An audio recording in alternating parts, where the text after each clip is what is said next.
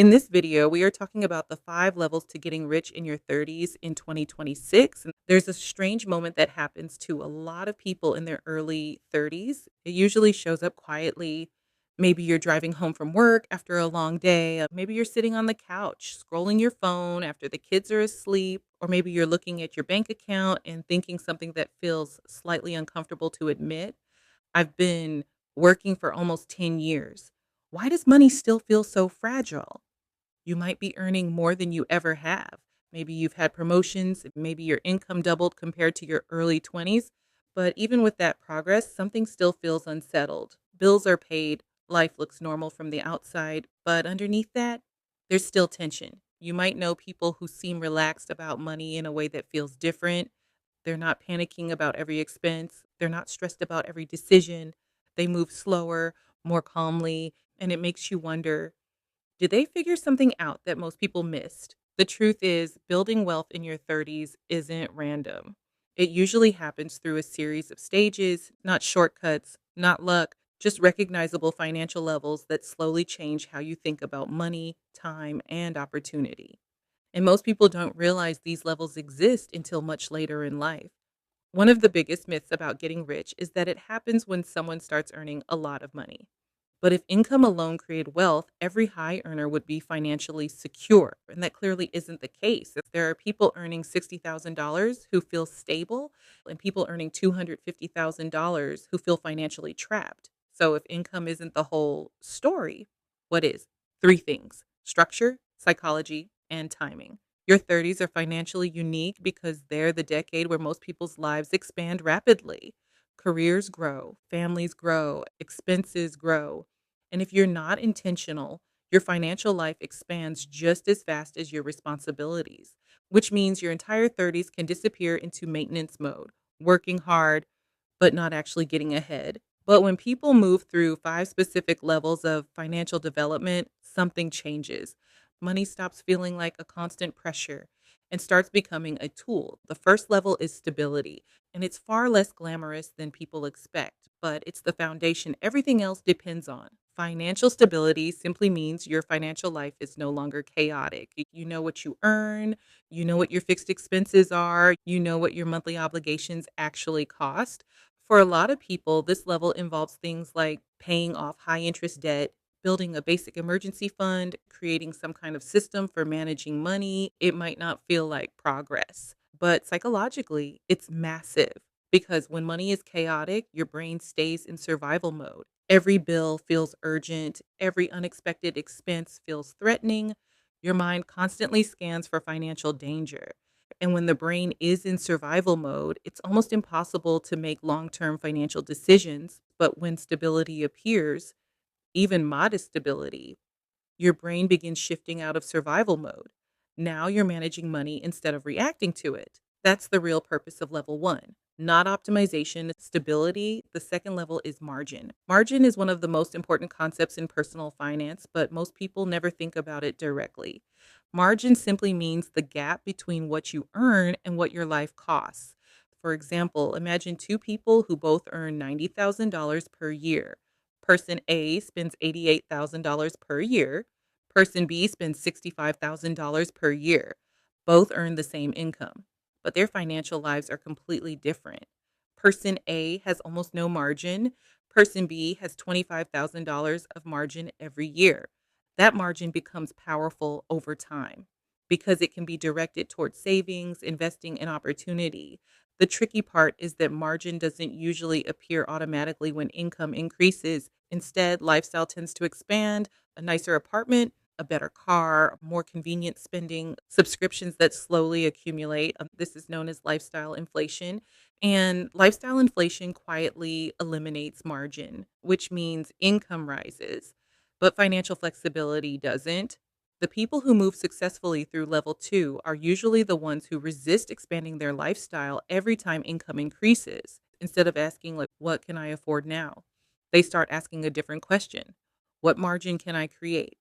That small shift changes everything because margin creates options. Level three is where wealth building actually begins because this is where your money starts working for you instead of only coming from your work. Up until this point, your financial life probably depended entirely on your paycheck. You worked, you earned money, that money paid your expenses, but assets change that relationship.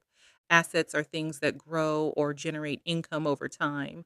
Stocks, index funds, businesses, rental properties, intellectual property, equity in companies.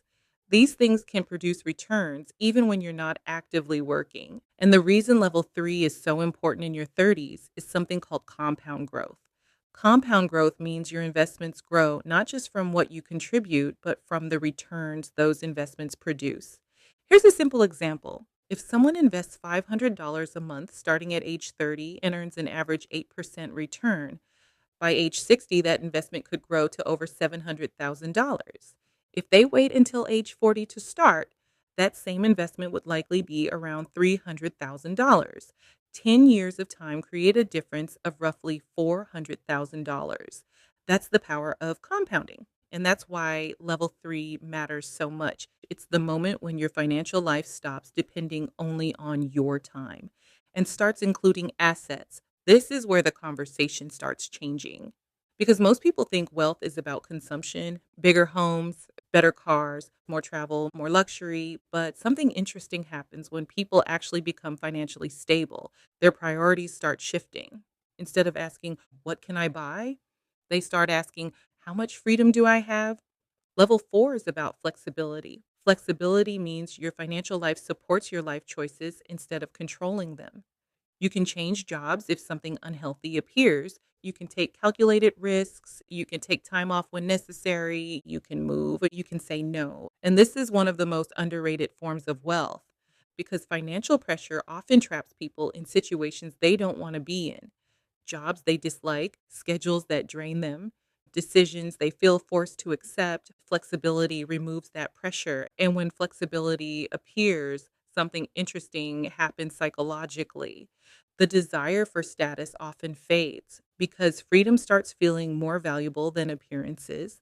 The final level rarely looks impressive. In fact, it often looks surprisingly ordinary.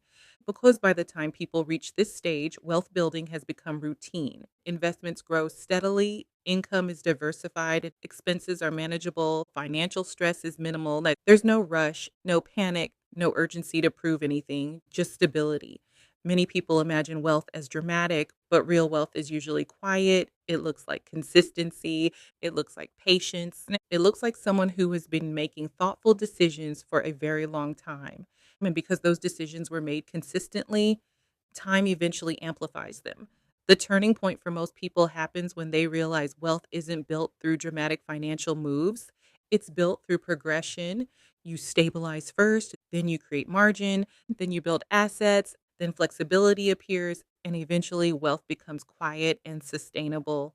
When people try skipping levels, frustration usually follows. They invest aggressively while still living paycheck to paycheck. They take financial risks without stability. They chase fast money instead of building structure.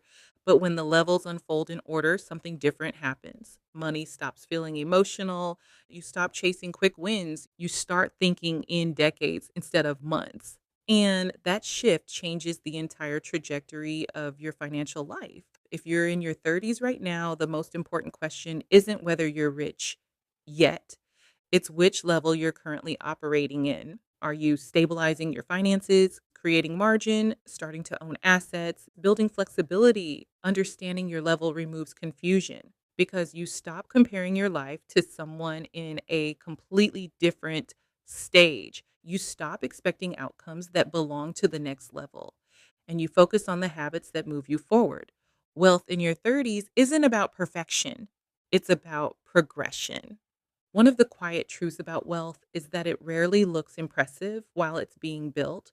From the outside, it often looks ordinary. Driving a reliable car longer than necessary, living below your means, even when you could spend more, investing consistently while others are upgrading their lifestyles. Those choices don't always get applause, but over time, they create something incredibly valuable. Peace of mind, the ability to move through life without constant financial tension, the freedom to make decisions based on alignment instead of pressure.